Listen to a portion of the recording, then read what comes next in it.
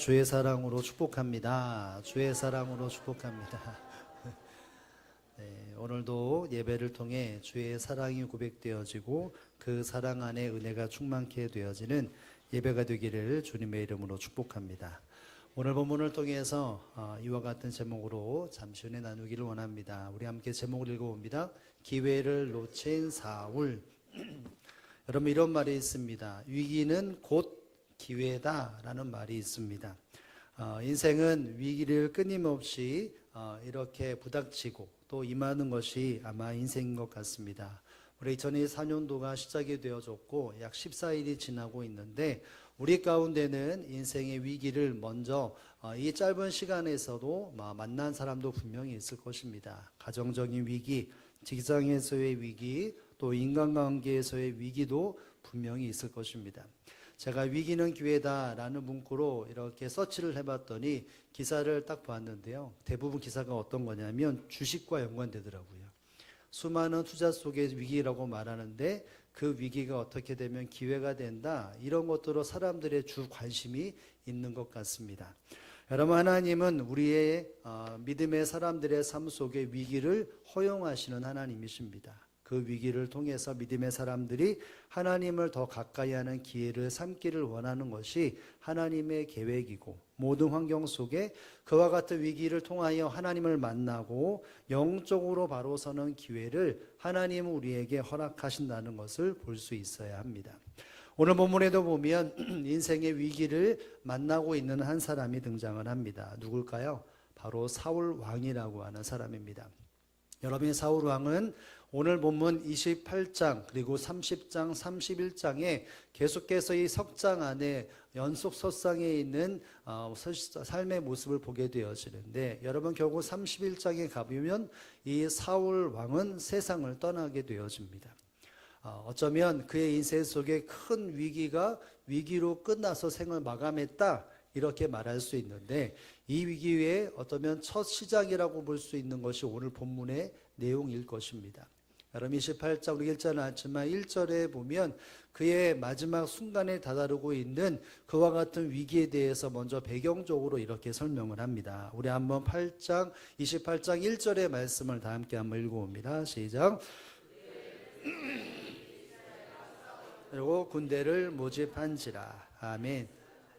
예, 상반절만 보겠습니다. 여러분, 말씀해 보면 끊임없이 사울과 또 이스라엘 백성들은 블레셋이라는 나라와 전쟁을 치르게 되어지는데, 오늘 본문에 보면 블레셋 사람들이 군대를 모집했다라고 말을 합니다. 어떤 소수만 모인 것이 아니라 강력한 많은 사람들이 불러 모집을 당했다라고 말할 수 있죠. 왜 모였을까요? 누구와 싸우려고? 그렇죠. 이스라엘과 싸우려고 바로 모집했다라고 말을 합니다. 이렇게 말하는 것은 지금 이스라엘 환경이 큰 위기라는 것을 염두어 말씀하고 있는 것입니다. 이스라엘 백성들의 그 땅 안에 바로 이렇게 모집되어져서 블레셋 사람들이 침범하는 일들이 이루어지게 되어지고, 결국은 이것이 전쟁에 터지고 나서 그 전쟁으로 말미암아 이 사울 왕은 전사를 하게 되는 것이 이 사건의 마지막이라고 말할 수 있습니다.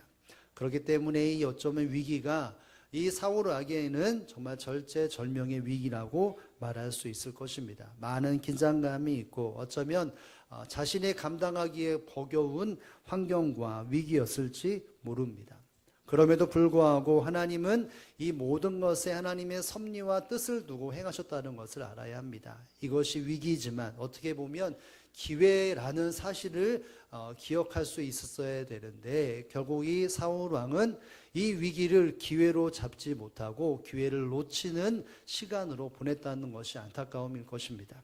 따라서 오늘 이 사울 왕이 위기를 만났는데 이 위기를 기회로 잡아야 하는데 그러지 못했던 삶의 모습을 우리가 되짚어 보면서 우리의 인생에도 위기 속에 담겨있는 하나님의 기회를 붙잡기 위하여 이 사울의 모습을 보며 반추하고 다시 한번 나의 마음과 생각과 삶을 정돈하는 시간이 될 수 있기를 주님의 이름으로 축복을 드립니다. 여러분, 우리가 첫 번째로 이 사울이 왜 기회를 놓치게 되었는지에 대한 주제를 살펴보면 이것을 발견할 수 있습니다. 함께 한번 봅니다. 자신을 드러내는 개혁. 여러분, 전쟁이라고 하는 환경에 놓여 있었는데 또 다른 위기가 바로 이 사울 왕에게 있었는데, 그것은 바로 세상에 하나님의 통로가 되는 사람이 세상을 떠났다는 것이 또 하나의 위기였습니다. 우리가 읽었던 3절의 말씀을 다 함께 읽어봅니다. 3절입니다. 시작. 사무엘이 두고 슬피 울며 그의 고향 라마에 장사하였고 사울은 신접한 자와 박수를 그 땅에서 쫓아내었더라. 아멘. 여러분, 누가 죽었다라고 말하죠? 사무엘이 죽었다라고 말합니다. 사무엘상 25장에 가보면 그때 이 사무엘이 죽은 그 기사가 쭉 나오게 되어지는데, 이 본문은 다시 한번 이 사무엘이 세상을 떠났다는 것에 대해서 수많은 사람들이 슬피 울고 괴로워하고 있다는 것을 이야기를 말하고 있습니다. 여러분, 사무엘이라고 하는 선지자는 사사의 마지막 그 시간을 댔던 마지막 사사이기도 하고 하나님의 선지자이기도 합니다. 여러분, 사사, 선지자라고 할 때는 이스라엘 백성들에게 하나님의 마음을 표현하고 하나님의 거룩한 뜻과 그들이 어떤 삶을 살아야 할지를 미래를 밝혀주는데 쓰임을 받았던 바로 이 사무엘이라는 것을 알고 있습니다. 여러분, 그런데 이 사무엘이 세상을 떠났다라고 하는 것은 이스라엘 백성들 가운데 큰 어려움이 닥치고 있다, 이런 생각을 할 수가 분명히 있을 것입니다. 왜냐하면 하나님께서 이끌어 가시는 그 일들 속에 하나님의 말을 전하고 하나님의 마음을 전하는 사람이 있어야 되는데, 그 일 가운데 귀하게 쓰임 받았던 사무엘, 그리고 사울 왕을 기름 부어 세웠던 사람도 사무엘이고 다윗을 기름 부어 세웠던 사람도 바로 이 사무엘인데, 결국은 이 사무엘이 세상을 떠났다라고 하는 것은 큰 영적인 공백이 이스라엘 백성 가운데 있게 되었다라고 말할 수 있을 것입니다. 여러분, 이와 같은 혼미한 일들이 배경이 되어지는 일들 속에 이 사울이 재빠르게 판단하고 했던 것이 있습니다. 무엇이었을까요? 마지막 부분에 보면 이렇게 말합니다. 3절 마지막 부분에 보면 사울은 신접한 자와 박수를 그 땅에서 어떻게 했다고요? 쫓아내었다 라고 말합니다. 이스라엘 백성들 땅 안에는 신접한 자가 있고 박수의 자가 있었다라고 말합니다. 여러분, 신접하는 자가 누구겠습니까? 바로 죽은 자를 불러들여서 그 사람들로 말미암아 이 땅에 있는 사람들에게 무엇인가 이야기를 전달하는 사람, 그러니까 영적으로 있는 것 같지만 결국은 악신에 들려서 하나님을 바라보지 못하게 하고 우상 숭배했던 일들이 잔존해져 있는 어쩌면 좋지 않은 일들을 향하는 사람이라는 것이죠. 여러분, 박수라는 사람은 어떤 사람이겠습니까? 예견하는 사람입니다. 미리 알아서 그 미래를 보여주는 사람이 바로 이 박수에 해당되는 사람이죠. 여러분, 신접하는 자와 박수를 하는 사람들은 하나님을 믿는 사람과 정반대의 사람입니다. 하나님을 섬긴다면 이 사람들과 함께하지 말아야 합니다. 이스라엘 땅 가운데는 그 이스라엘 백성들이 정복하기 전에 가나안에 정착했던 사람들의 그 신앙의 모습이 잔존해져 있었습니다. 그러나 사무엘이라고 하는 사람을 통해서 그 모든 것이 축소되었는데, 이제 사무엘이 떠나가고 나니까 이와 같이 잔존해져 있던 하나님을 의지하는 것이 아니라 자기 인생과 삶과 미래에 대한 궁금증으로 잘못된 신을 찾으려고 하는 사람들이 분명히 조금씩 마음에 커져갔던 것이죠. 그래서 사울이 어떻게 합니까? 여기 나와 있는 것처럼 그 사람들을 그 땅에, 이스라엘 땅에, 하나님을 섬기는 땅에 쫓아내버렸다고 말합니다. 여러분, 이것이 좋은 것일까요? 나쁜 것일까요? 좋은 것입니다. 하나님 앞에 영적으로 개혁이 이루어져서 오로지 하나님만을 바라보도록, 사무엘이 세상을 떠났지만 여전히 믿음의 사람들이, 하나님의 백성들이 하나님만을 바라보도록 하는 것이 바로 이 사울 왕의 의도였습니다. 그래서 왕으로서, 사무엘은 떠났지만 내가 하나님께서 세우신 왕으로서 내가 건재하다, 이 나라를 건재할 것이다 라고 하는 마음을 가지고 이와 같이 개혁을 이루었던 것입니다. 겉으로 보기에는 분명히 개혁을 이루은 것 같지만 이 전과 후의 전체의 이 말씀을 살펴보면 사울왕은 사람들 보기에 나는 이렇게 일을 행한다, 나는 하나님이 세운 종이다, 이와 같은 모습으로 사람들에게 보여지기식의 신앙의 모습을 처음부터 마지막까지 보여준 사람이었습니다. 겉으로는 개혁이었지만 자기 자신의 입지를 굳히거나 자기 지위를 세우고 자기의 영향을 높이기 위해서 겉으로 보여지기 시기에 바로 이 시간을 보냈다는 것입니다. 위기를 있었지만 그 위기를 자기의 기회로 삼았던 것입니다. 하나님이 허락하신 하나님의 기회로 내가 붙잡는 것이 아니라 나를 드러내는 일로 삼았던 것이죠. 여러분 읽지 않았지만 사무엘 15장에 가보면 이 사울이라고 하는 왕의 기본적인 성향이 무엇인지를 설명을 하는데 아말렉이라고 하는 나라와 전쟁을 치르게 됩니다. 이 전쟁에서 이 사울 왕은 하나님의 뜻을 가지고 완전히 사람도 전멸하고 짐승도 전멸하고 모든 것을 완벽하게 전멸해야 되는데 이 사울 왕은 사람을 살려줍니다. 그리고 짐승도 가져옵니다. 여러분 그것 때문에 사무엘이 와서 왜 이같이 행합니까? 라고 하는 말로 타박을 합니다. 하나님께서 당신의 왕을 세운 것에 대하여 후회함이 있습니다 라는 말을 하게 됩니다. 여러분 그때 사울 왕이 어떻게 했는지 아십니까? 사무엘이요, 그래도 나와 함께 이스라엘 장로들 앞에 갑시다. 그래도 나와 함께 이스라엘 백성들 앞에 나아갑시다 라고 말합니다. 왜일까요? 나는 그래도 이스라엘 왕이고 내가 승리하고 돌아왔다는 것을 보여주기 위하여. 그러나 그 내면과 영적인 것은 하나님 앞에 아무것도 없는 상태였죠. 겉으로는 내가 왕이었고 내가 승리한 왕이고 이스라엘 왕이라는 것을 보여주기 위해 이 사무엘에게 요청을 하게 되고 그렇게 진행이 됩니다.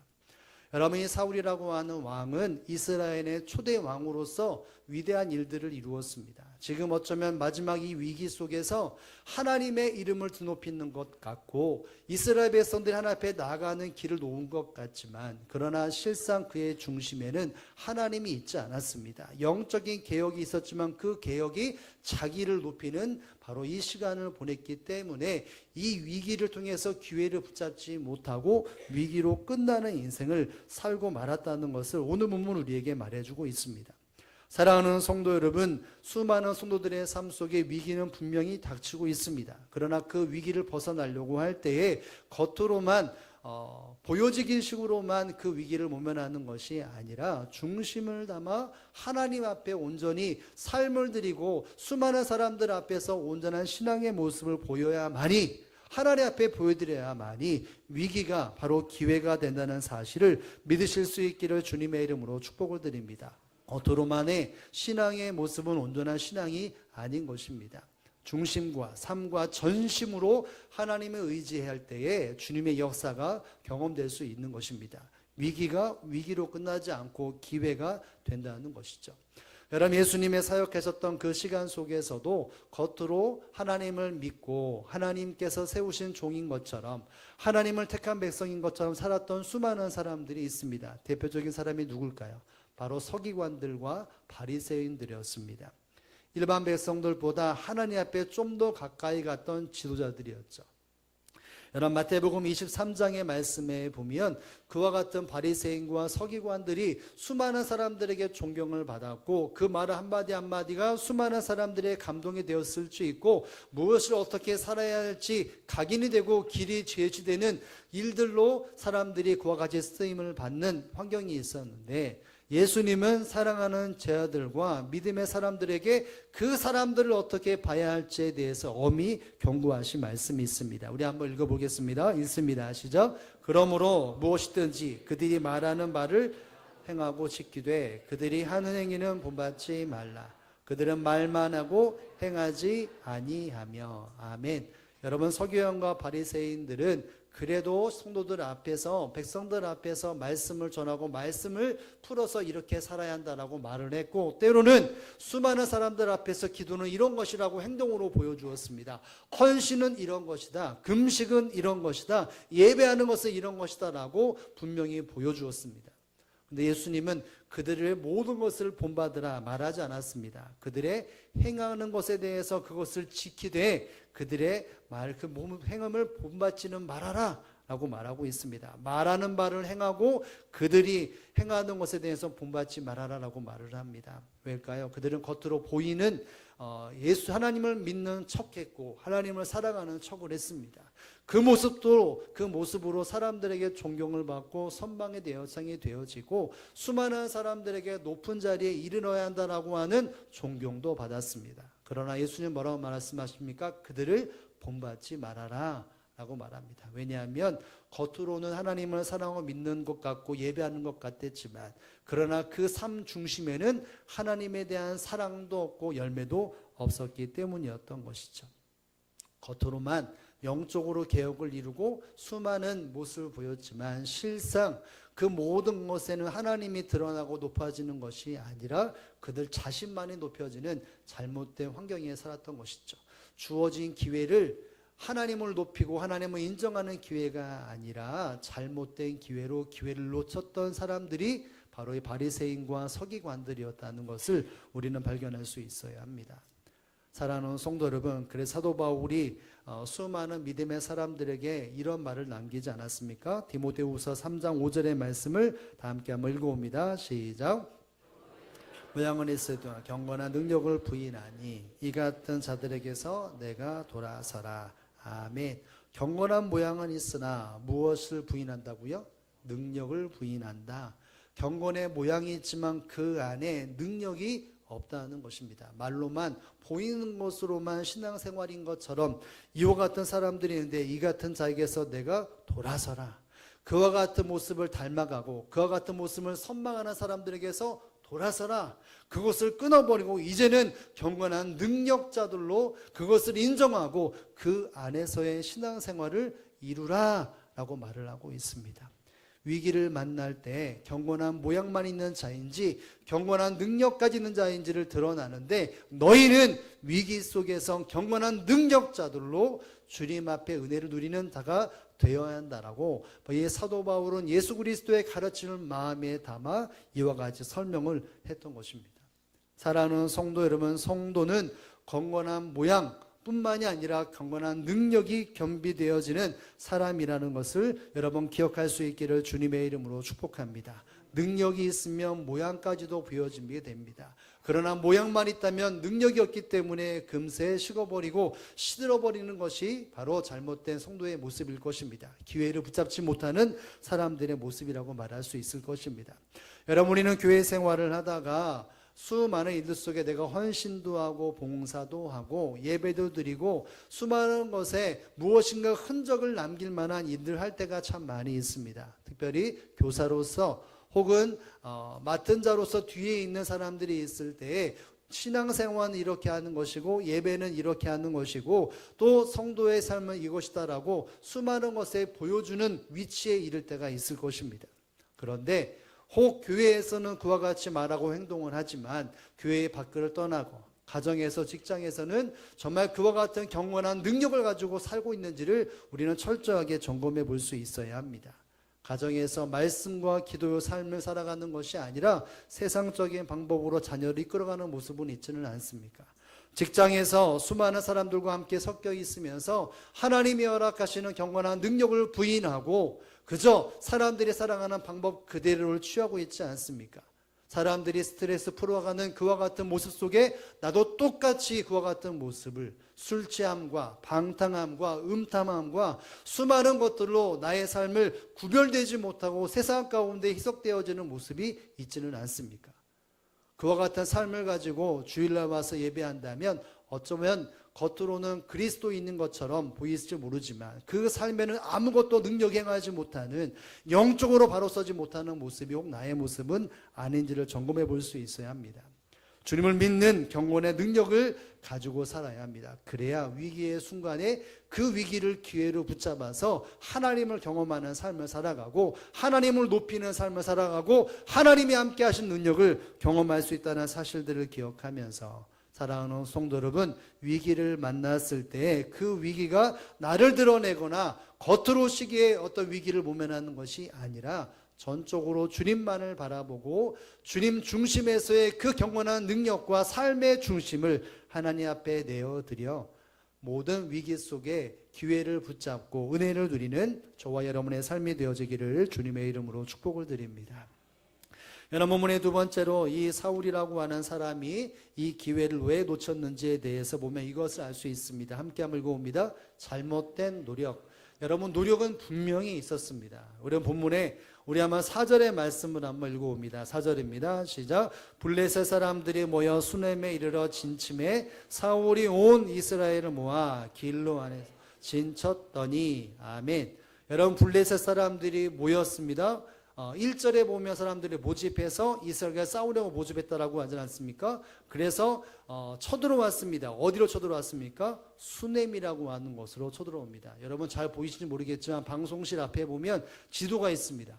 여러분 저 지도에 보면 블레셋 광야, 그러니까 지중해 대해 위쪽에 보면 블레셋이라고 하는 광야가 보입니까? 보이죠? 거기 왼쪽으로 위로 쭉 올라가다 보면 스불론이라고 하는 좀 이렇게 흐릿한 글자 그 위에 보면 수넴이라고 하는 곳이 있습니다. 보이시나요? 예. 아무튼 왼쪽 위에 보면 수넴이라고 하는 곳인데 여기는 이스라엘 땅 아닙니다. 이사갈이라고 하는 지파에 속해져 있는 성읍인데 거기까지 쳐들어오게 됩니다. 여러분 경ገብ지역에 그러니까 전쟁의 경ገብ지역에 쳐는 게 아니라 깊숙하게 이스라엘 백성들이 깊숙한 곳에 블레셋이 쳐들어왔습니다. 아벡이라고 하는 곳이 어쩌면 거점이었는데 거기서 사람들을 모아서 이스라엘 진영 안에 쑥 들어오게 됩니다. 여러분 이것은 위기입니다. 여러분 우리는 이스라엘 수도 그러면은 예루살렘이나 베들레헴을 생각하는데 이 사울 왕이 통치할 때는 저 사마리아의 중심이었기 때문에 지금 이 상황은 절대적인 위기였죠. 그래서 이스라엘 백성들이 이끌어가는 이 사울이 어떤 대처를 하냐면 이 수넴 오른쪽에 보면 길보아라고 하는 곳이 있는데 그곳에 사람들을 진치게 합니다. 맞서려고 하는 것이죠. 만반의 준비를 한 것입니다. 군사를 불러다가 전쟁할 사람은 다 불러 모으게 됩니다. 재빠르게 움직이게 됩니다. 왕으로서 사무엘이 떠났지만 그럼에도 불구하고 이스라엘 통치하는 왕으로서 이 전쟁에 발빠르게 판단하고 사람들을 딱 모여서 같이 맞설 수 있는 진영을 세우게 됩니다. 만반의 준비를 한 것이죠. 여러분 그런데 5절의 말씀에 보면 4절 이렇게 만반하게 준비를 다 했지만 5절에 보면 이 사울이 어떤 심정인지 설명을 합니다. 우리 한번 5절의 말씀 읽어봅니다. 시작. 사울이 블레셋 사람들의 군대를 보고 두려워서 그의 마음이 크게 떨린지라. 아멘. 이스라엘 땅의 진영에 들어온 이스라엘 백성들의 진영은 대적인 블레셋 사람을 볼 때에 야, 이 정도면 되겠구나. 내가 만반하게 준비됐으니 정말 이제는 내가 승리할 수 있겠다라고 하는 만반의 준비를 했지만 여러분 결과를 딱 열었을 때 어떻게 됩니까? 두려워서 그 마음이 크게 떨렸다라고 말합니다. 내가 최선으로 노력을 했습니다. 사람들을 불러 모아 발빠르게 이 전쟁에서 패배하지 않고 빨리 몰아내기 위해 더 이상 땅에 침범되지 않고 몰아낼 수 있도록 최선을 다했습니다. 그런데 여전히 그의 마음속에는 두려움과 크게 떨림이 잔존해 있었습니다. 여러분 그제서야 이 사울이 한 것이 있습니다. 뭘까요? 여러분 6절에 보면 이와 같이 사울이 행합니다. 우리 6절의 말씀을 또 마저 읽습니다. 시작. 사울이 여호와께 묻자오되 여호와께서 꿈으로도 우림으로도 선지자로도 그에게 대답하지 아니하심으로. 아멘. 여러분 처음의 반응은 내가 정말 최선을 다해 노력하고 준비한 것입니다. 이스라엘 백성들을 안식시켰던 그와 같은 모습 속에 내가 영적인 것들로 사람들에게 어필을 했고 이제는 발빠르게 전쟁에 준비한다라고 했지만 그러나 두려움이 여전히 남았습니다. 그러면서 그가 했던 것이 무엇이냐면 여호와께 뭐 했다고요? 물었습니다. 하나님 이 전쟁을 어떻게 해야 될까요? 하나님 전쟁이 어떻게 될 것입니까? 이렇게 물었는데 여러분 여호와께서 꿈으로도 우림으로도 선지자들로도 뭐 했다고요? 대답하지 않으셨다. 응답하지 않으신 것입니다. 여러분 구약 성경에 보면 하나님은 하나님의 사람들에게 꿈으로 말씀하셨습니다. 그리고 제사장을 통해서 우림과 둠민이라고 하는 것을 하나님의 뜻을 드러내기도 하셨고 때로는 선지자를 통해서 사무엘과 같은 선지자를 통해서 하나님은 모든 것에 대한 과정과 결과를 예견하여 말씀해 주셨는데 이렇게 저렇게 세 가지 방법으로 이렇게 저렇게 했어도 하나님이 응답하지 않으셨다라고 말을 합니다. 여러분 앞서 한번 생각해야 될 것이 있다면 이 사울 왕은 다윗을 쫓아다니다가 바로 선지자들을 제사장을 죽인 일도 있습니다. 여러분, 이 사울은 정말 최선을 다하는 모습 속에 그 전에 보면 그 모습 속에 합당하지 않는 모습들이 종종 있었습니다. 하나님께서 허락하시는 그 기름 부은 송들을 그렇게 자기의 마음이 맞지 않고 다윗을 좋아졌다고 해서 처단한 일도 있었습니다. 그러나 위기의 순간에 그래도 하나님께 부르짖는다라고 말을 했지만 여전히 하나님은 대답하지 않으셨습니다. 얼마나 답답했을까요? 이 답답함 속에 사울왕이 취했던 게 뭘까요? 그렇죠. 신접한 여인을 찾으라고 말합니다. 박수를 찾으라. 내가 가서 만나겠다. 이렇게 말을 합니다. 그래서 신접한 여인을 만나게 되고 그 사람을 통해서 사무엘이라고 하는 사람을 끌어올려다가 이렇게 만나는 것에 대한 이야기를 이어지게 되어지는데, 여러분, 하나님께 묻고 물었는데 대답하지 않으셨어요. 그래서 이 사울은 인간적인 노력을 다시 한번 하게 됩니다. 영적으로 개혁을 이루었던 사람들을 억지로 끌어다가 내가 가서 이 문제 해답이 뭐냐 이렇게 찾았던 것이죠. 하나님이 대답하지 않으시자 그는 우상 숭배하며 하나님이 아닌 다른 것을 의지함으로 이 문제를 해결하려고 했습니다. 여러분, 이 사울은 위기의 순간에 잘못된 노력을 가지고 해결하려고 했습니다. 그래서 기회를 놓쳤죠. 여러분, 하나님의 백성들이, 이스라엘 백성들이, 택한 백성들이 하나님 앞에 발버둥을 치고 부르짖을 때 하나님은 때로는 침묵하실 때가 있었고 아무런 응답하지 않으실 때가 있었습니다. 그 환경 속에 믿음 있는 사람, 하나님 앞에 신실한 사람은 어떻게 했을까요?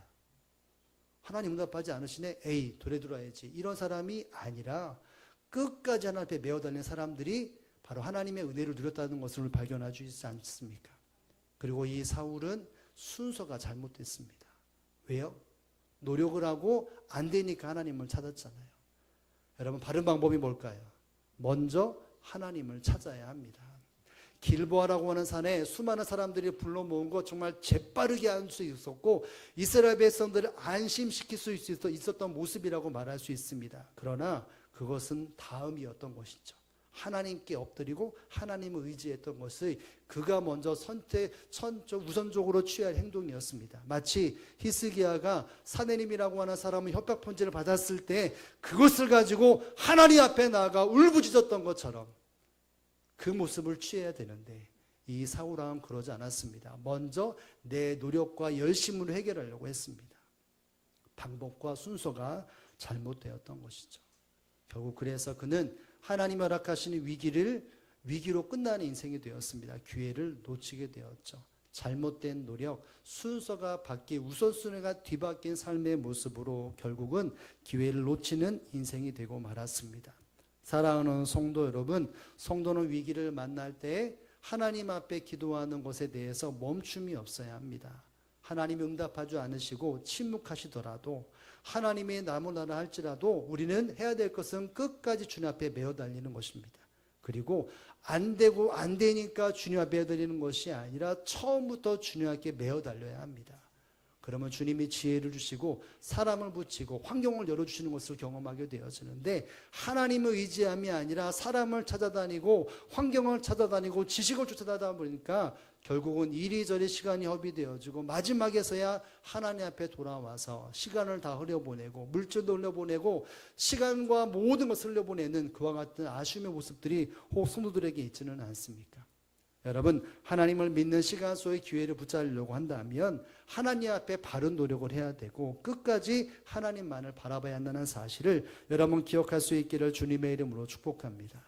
예수님이 사역하실 때 두로와 시돈이라고 하는 지역을 가신 적이 있습니다. 그때 귀신 들린 딸을 둔 가나안 여인이 예수님 앞에 오게 됩니다. 왜요? 나의 딸을 좀 고쳐주고 도와달라는 마음으로 예수님 앞에 오게 됩니다. 여러분, 그때 예수님은 아무 말 하지 않습니다. 주변 사람들이 예수님, 이 사람이 도와달라고 하는데요 라고 말할 때 예수님이 이런 말씀을 하십니다. 나는 이스라엘 집에 잃어버린 양 외에는 다른 데로 보내심 받지 아니하였노라. 나는 저 사람의 도움에 대해 나는 줄 수 없다. 딱 잘랐다 떼십니다. 여러분, 허락하지 않으셨죠. 여러분, 그때 예수님이 이와 같은 모습으로 대처할 때에 여인은 포기하지 않습니다. 저를 도와주소서라고 다시 한번 용기를 내어 주님 앞에 나아갑니다. 여러분 그때 예수님이 뭐라고 말씀하십니까? 야 정말 대단한데 이렇게 하지 않습니다. 자녀의 떡을 개들에게 던짐이 마땅하지 않다라고 말을 합니다. 하나님의 택한 백성들은 자녀라고 표현을 하고 이 가난한 여인에 대해서는 개라고 표현을 하십니다.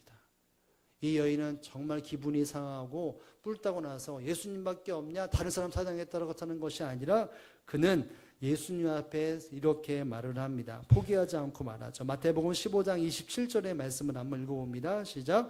여자가 이르되 주여 올소이다 많은 개들도 부드러뜨리는 부스러기를 먹나이다 하니. 아멘. 예수님이 매몰차게 거절하시고 개처럼 여기시는 그 이야기를 들어도 그는 포기하지 않습니다. 예수님 앞에 나가서 말합니다. 주여 그 말이 맞습니다. 그러나 개들도 제 주인의 상에 떨어지는 그 부스러기를 먹지 않습니까? 주님 저에게 그 부스러기 같은 은혜만으로도 내게 만족하오니 주님 그것을 허락해 주십시오. 내 딸을 고쳐주시고 도와주십시오 라고 말을 합니다. 이 사울 왕과는 전혀 다른 것이죠. 노력합니다. 예수님께 들어주실 때까지 내 사랑하는 딸을 위기를 만난 내 가정과 자녀를 회복시키기 위해 예수님께 끝까지 매어달립니다. 부스러기 같은 은혜만으로 내게는 만족합니다. 그 개같이 나를 여기시다 할지라도 주님 나에게 은혜를 달라고 나를 도와달라고 끝까지 간청을 합니다. 여러분 그럴 때 예수님 뭐라고 말씀하십니까? 큰 믿음이라고 그 여인을 칭찬하시고 네 소원대로 될지니라 라고 말씀을 하셨습니다. 여러분 결국 예수님이 허락하시는 시간 속에 회복을 누리고 은혜를 누리는 것은 기회로 붙잡는 것은 끝까지 주님 앞에 매어 달리는 것입니다. 적당히 한 번, 두 번이 아니라 주님께서 나를 변화시키든지 문제를 변화시키든지 상황을 변화시키든지 이 문제에 대해 해결점을 주지 않으면 나를 변화시키든지 끝까지 매어 달리는 것이죠. 그리고 가장 먼저 하나님께 매어 달리는 것, 주님께 매어 달리는 것에서부터 이 문제가 문제로 끝나는 것이 아니라 기회를 놓치는 것이 아니라 기회를 붙잡는 인생이 될 수 있는 것입니다. 사랑하는 성도 여러분, 위기를 만나셨습니까? 위기를 만날 것 같습니까? 여러분 그때 우리가 무의식적으로 생각해야 합니다. 믿음의 반응이 있어야 합니다. 하나님 앞에 끝까지 하나님만을 매달려야 합니다. 그리고 잘못된 방법, 순서가 바뀌면 절대로 되지 않습니다. 하나님만을 가장 먼저 찾고 끝까지 붙잡는 삶을 살아가야 합니다. 여러분의 가정과 직장과 수많은 일들 속에 여러분 이것이 적용될 수 있기를 주님의 이름으로 축복합니다. 자녀들을 기를 때에 여러분 자녀들이 정말 잘 되기를 원해서 우리는 학원도 잘 보내고 친구들을 볼 때 야, 이 친구 만나지 마, 이 친구 잡아야 돼, 이런 이야기로 수많은 것들을 보여주게 됩니다. 여러분 자녀가 잘 되는 것, 좋은 선생님도 만나야 되고 좋은 친구도 만나야 되고 좋은 학원도 만나야 됩니다. 그러나 그것보다 더 먼저 해야 될 것은 하나님을 인정하고 하나님 앞에 하나님의 백성으로 자라가야 하는 것이죠. 이것을 부모가 자녀들에게 일깨워줘야 합니다. 자녀가 위기를 만났다면 정말 하나님의 바로 서 있는지를 점검해 볼 수 있어야 되고 나의 노후와 나의 모든 생각 속에서 수많은 일들이 있을 때에 즉각 지식과 모든 서치를 통해서 해야 될 일도 있지만 가장 먼저 하나님의 성전에서 엎드리는 것이 하나님 앞에 올바른 것이고 끝까지 주님의 은혜와 하나님의 역사가 하나님의 응답이 있을 때까지 엎드리는 것이 우리에게 주어진 놀라운 축복이며 능력이라는 사실들을 기억하면서 위기로 끝나는 것이 아니라 기회로 여기기 위하여 내 자신을 드러내는 잘못된 겉보기의 신앙을 저버리고 잘못된 노력을 저버리고 오직 하나님 중심과 끝까지 주님만을 바라보고 의지하는 가운데 온전히 기회를 잡는 저와 여러분의 이 한 주간과 2024년도가 되기를 주님의 이름으로 축복을 드립니다.